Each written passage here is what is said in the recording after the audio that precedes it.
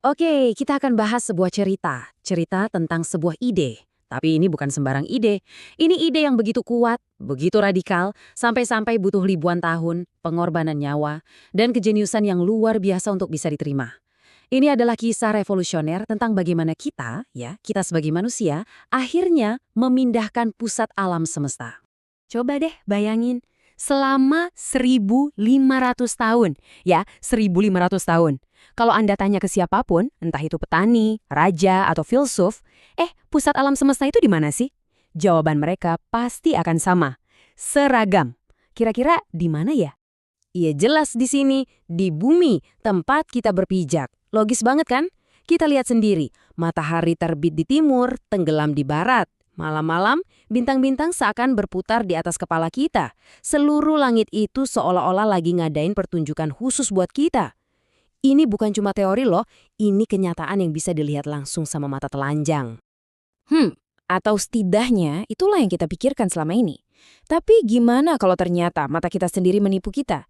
Gimana kalau fakta yang paling jelas dan paling logis itu ternyata salah total? Nah, dari sinilah cerita kita dimulai. Dari sebuah kepastian yang kelihatannya kokoh, tapi sebentar lagi akan hancur lebur. Oke, untuk bisa paham seberapa besar revolusi ini, kita perlu ngerti dulu tatanan lama yang digulingkan. Jadi, ayo kita masuk ke dunia alam semesta geosentris. Jadi, apa itu geosentrisme? Konsepnya sebenarnya simpel banget, dan rasanya ya bener aja, bumi itu diem, antang di tengah. Sementara bulan, matahari, planet-planet, bahkan bintang yang jauh sekalipun, semuanya mengelilingi kita. Mereka seakan-akan nempel di lapisan-lapisan bola kristal yang sempurna, berputar mengelilingi kita. Dan jangan salah, ini bukan cuma kepercayaan buta atau dongeng ya. Model ini tuh didukung sama pengamatan yang teliti dan perhitungan matematika yang super rumit dari para pemikir hebat zaman Yunani kuno, kayak Hipparchus dan Ptolemeus. Jadi selama 15 abad lebih, ini tuh sains yang paling mapan. Kalau kamu berani menentang ini, itu sama gilanya kayak bilang kalau gravitasi itu nggak ada. Nah, ironisnya, ide yang nantinya bakal mengguncang dunia ini sebetulnya bukan ide yang benar-benar baru. Bisa dibilang, ini adalah sebuah bisikan dari masa lalu yang udah lama banget terkubur dan hampir terlupakan.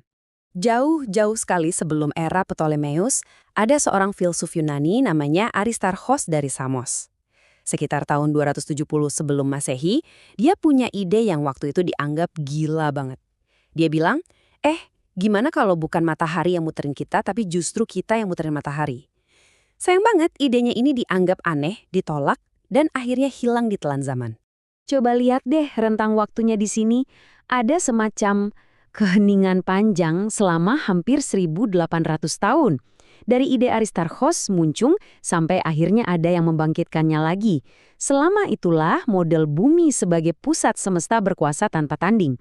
Nggak ada yang berani ganggu-gugat. Nah, lalu muncullah Nicolaus Copernicus, seorang astronom dari Polandia di abad ke-16. Yang menarik, dia ini sebetulnya bukan mau memulai revolusi, nggak sama sekali. Dia cuma ngerasa modelnya Ptolemeus itu ribet banget, rumit. Dia lalu iseng-iseng coba ngitung. Dan ternyata, kalau matahari yang ditaruh di tengah, semua perhitungan pergerakan planet jadi jauh lebih simpel dan elegan. Cuma itu tujuannya. Tapi ya gitu, sebuah ide yang kelihatannya cuma soal matematika yang elegan bisa jadi sangat berbahaya. Begitu ide heliosentrisme ini keluar dari kalangan akademisi dan didengar publik, ia langsung berbenturan dengan kekuasaan. Dan akibatnya benar-benar mengerikan. Kita ambil contoh Giordano Bruno. Dia salah satu pendukung awal yang paling berani. Dia nggak cuma setuju sama Copernicus, tapi dia melangkah lebih jauh lagi. Bruno bilang alam semesta itu tak terbatas dan mungkin ada tata surya lain bahkan dunia lain yang ada penghuninya. Nah, bagi pihak gereja waktu itu, ini jelas ajaran sesat yang sangat berbahaya. Setelah persidangan panjang, nasibnya tragis, dia dihukum mati, dibakar hidup-hidup. Bahkan seorang ilmuwan sekelas Galileo Galilei pun gak luput. Setelah dia pakai teleskop barunya dan menemukan bukti-bukti kuat yang mendukung Copernicus, dia langsung diseret ke pengadilan inkuisisi. Di bawah ancaman siksaan, sang ilmuwan besar ini terpaksa menarik kembali semua dukungannya di depan publik dan dijatuhi hukuman tahanan rumah seumur hidupnya. Ancaman dan hukuman memang bisa membungkam mulut manusia ya, tapi nggak akan bisa mengubah kebenaran alam semesta. Sementara perdebatan panas terjadi di bumi, langit di atas sana justru mulai berbicara dan memberikan bukti-bukti yang ya nggak bisa lagi dibantah. Tapi pertanyaannya, apakah model dari Kopernikus ini sudah sempurna? Jawabannya, ternyata belum. Modelnya yang revolusioner itu masih punya satu kelemahan fatal. Sama seperti para filsuf Yunani kuno, Kopernikus masih percaya kalau planet itu bergerak dalam orbit lingkaran yang sempurna. Gara-gara inilah prediksinya kadang-kadang masih sedikit meleset. Nah, koreksi paling penting ini datang dari Johannes Kepler. Dia pakai data pengamatan yang super-duper akurat dari astronom lain, Tycho Brahe, dan setelah bertahun-tahun menghitung, Kepler akhirnya sadar satu hal, orbit planet itu bukan lingkaran sempurna, bentuknya elips. Cuma perubahan kecil dari lingkaran ke elips ini, tapi dampaknya luar biasa. Seluruh model heliosentris akhirnya jadi presisi dan akurat. Di waktu yang hampir bersamaan, Galileo juga terus mengarahkan teleskopnya ke langit dan menemukan bukti-bukti visual yang telak. Dia lihat apa aja? Pertama, dia lihat ada 4 bulan kecil yang jelas-jelas ngorbit planet Jupiter, bukan bumi. Ini bukti kalau nggak semua benda langit itu berpusat ke kita. Kedua, dia lihat planet Venus punya fase-fase, kayak bulan sabit dan purnama, persis seperti bulan kita. Ini cuma mungkin terjadi kalau Venus mengelilingi matahari.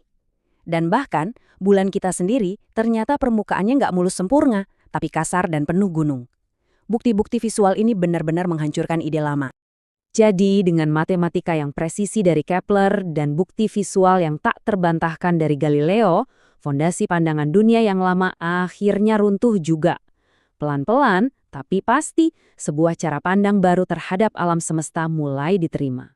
Kemudian, masuklah abad pencerahan, di mana akal sehat dan bukti jadi pegangan utama. Akhirnya, heliosentrisme diterima secara luas sebagai kebenaran ilmiah. Konsekuensinya besar banget, manusia bukan lagi pusat dari segalanya.